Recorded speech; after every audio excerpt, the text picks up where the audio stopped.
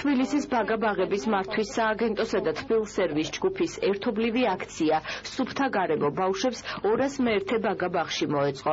აქციის მონაწილეებმა სკოლამდელი სააღმრთელო დაწესებულების თანამშრომლებთან ერთად ბაღის მიმდებარე ტერიტორია სამშენებლო და საკვები პროდუქტების ნარჩენებისგან გაასუფთავეს.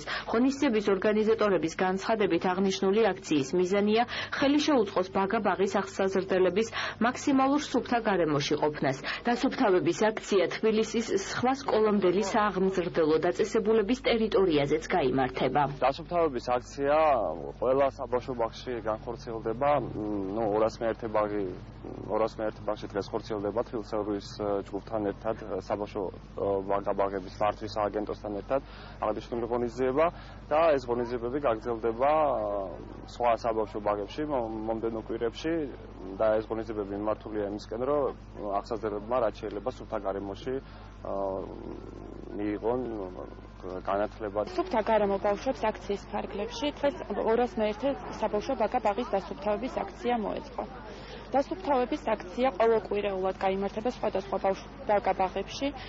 ეს აქცია ორგანიზებული არის თბილსერვის ჯგუფისა და საბავშვო ბაგა-ბაღების სააგენტოს მიერ. ჩვენი მიზანია ბავშვებს შეუქმნათ სუფთა გარემო.